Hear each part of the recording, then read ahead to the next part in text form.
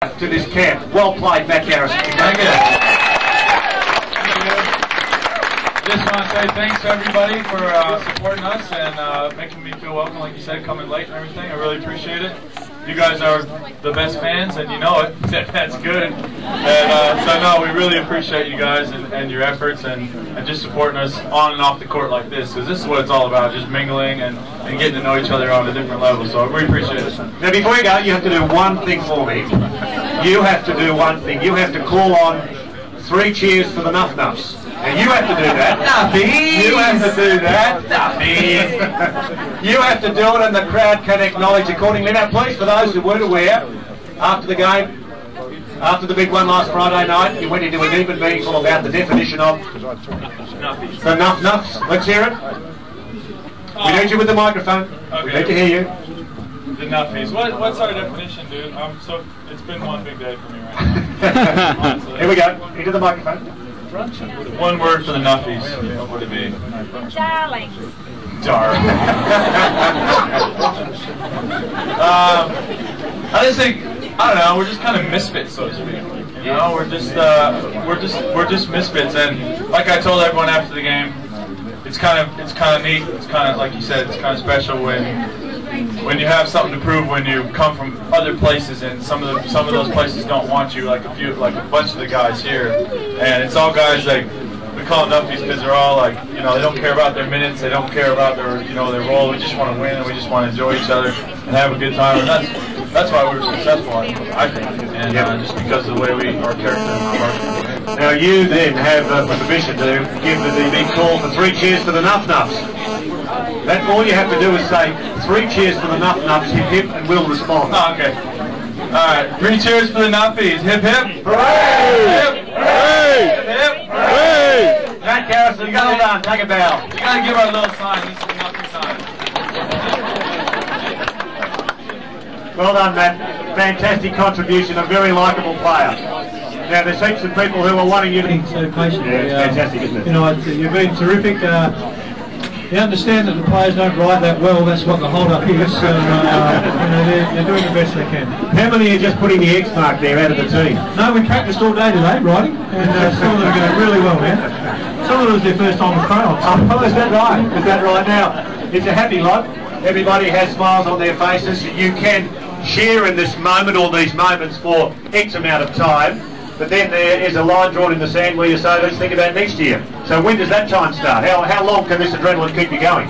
Oh, we pretty much said we'll enjoy this week and then get down to business. But probably 6 weeks ago, you know, we had a rough idea of what we're looking at, and that scenario changes. But you know, we'll enjoy this week and then sit down and say, okay, where do we need to improve for next season? Yeah. I don't want to talk about next year. I think we stay with the flavour of what you've achieved this year. And we've spoken up here regularly every week or every fortnight, and we've talked about goals and we've talked about where your aims are. And I wonder whether or not, even though you closely conceal your thoughts, at the start of the year or midway through the year, you never think this was going to be happening right now. Premiership, so many patient people standing here, pouring adulation on a memorable squad who've won a pennant. I wonder whether or not in your wildest dreams you could imagine it would happen. No.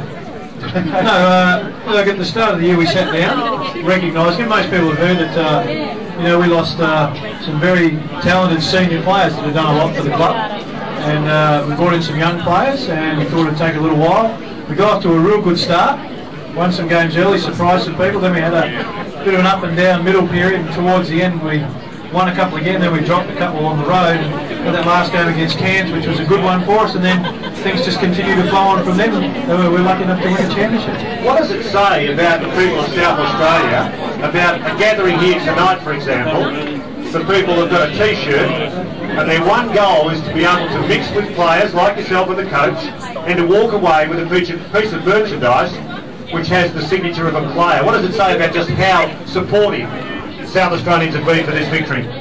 Oh, I think they played an enormous part in it. I think the record showed that. The first game of the grand final was a win here. Against a hostile crowd somewhere else was a loss. Back here to the home crowd was a win. So they played a huge part in that. And I think the players are showing how much they appreciate that. The guys that have gone had commitments that they thought would have well and truly have fallen before this. And I just didn't guess that many people would come. Yeah. can you be excited about the rest of the week now? A reception tomorrow night, and you've got all sorts of things dotted in the diary for a week or so. Oh, look, it's a really exciting time. I think Matty Garrison summed it up the other night. We're saying that sometimes you take things for granted. You don't get that many championships. And I was talking to Gordy McLeod on Sunday, and they had a special message for Jacob Holmes. Jacob's 18, his first year in the league with a championship ring. Gordy's 45, 25 years in the league with absolutely nothing. Yeah. So he's not all that happy with Jacob at the moment. Amazing, isn't it? All right, here's your chance now. In one sentence, and I just go from the start of the table right down to the end of the table. In one sentence per player, can you sum up the players, starting with the winner of the Larry Stenstock medal, Brett Maher. In one sentence, coach, you can say what you like, we're not recording.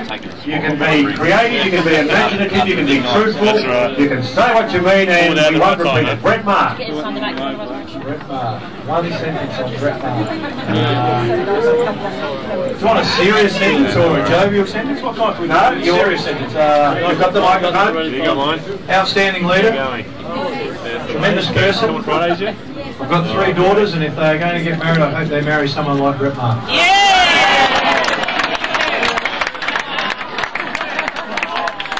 Because he's very rich.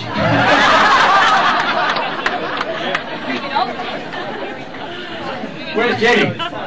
Well, Jenny wants to marry Brett Maher? Brett, you're really our kind of guy, mate. You really are. Oh, so humble. He just keeps on signing those shirts. We'll get him up here shortly. He won't be humble. All right, we've gone from Brett Maher, the experienced campaigner. Jacob Holmes. I hate Jacob.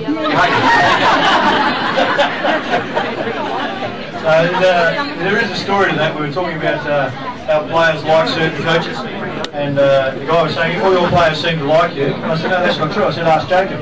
He said, oh, Jacob, what do you think of Phil? He said, no, I hate Phil. So we've sort of got an understanding there. So a hatred understanding. It's a hatred understanding. Jacob had a frustrating year. He had a foot injury at the start of the year that had set him back a little bit. Towards the end of the year, he finally got his timing and his touch back on. We see terrific things from Jacob next year. Fair enough. Matt, with the $250 sunglasses on the noggin, Illman. Yes, Matty Illman. Sign the bottom of your shoe. One of the players and coaches will always tell you is one of their favourites. Tremendous work ethic, terrific team man, and no question that at some stage in the next few years will be one of the better players for the 36ers. I wanted you to put a shit on a few players. I wanted you to play. I might be early, they get the microphone. Jason, I want to bag a 3-pointer. Williams. Yes, I think an indicator to athletes that if you're prepared to work hard, you'll reap the rewards. 3 years in, Jason became a key player with our team, so I think he showed that if you're dedicated, you're prepared to take your chances when you get to work at it, and you get a reward. Blake, what's big in Boston? Trust love. Blake has been, I guess he's in the development stage. So, he's with Paul Rees and David Stiff for a lot of the year and worked really hard. Unfortunately, he jumped over a player and broke a bone in his arm. Shows you how coordinated he is. But most people jump I think next year is the 3rd year of the program for Blake, and that's a pretty important year for him. Now, there's a couple missing in the middle. Where's Willie? Where's Willie gone? Willie's gone for a timeout. He'll be back shortly. Now, the I've Been Everywhere man started in Kingston, Tasmania, drifted down to the Kingborough Sports Centre, then went to the Entertainment Centre. Then the Hobart Tassie Devils fell apart, so we jumped on the plane and went to the Brisbane Bullets. Was plucked out of the junior Australian team to head to the Adelaide 36ers. Got a lovely wife and he's about to build a house. Mark Nash. Mark Nash. Oh, the best thing about Nash? It's his wife. Look, we're very fortunate that Brisbane, with good foresight, said that Nashy was no good, and we were able to pick him up. And he's been a tremendous player for us, and he's on the Australian team last year, and I think he's still developing and becoming a tremendous player.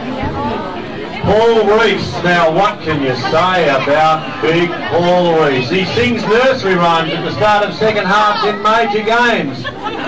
He froths at the mouth like someone who's chewed on half a tube of toothpaste when he looks at the Melbourne media. He's an angry man. He runs around biffing people. The gentle giant, maybe.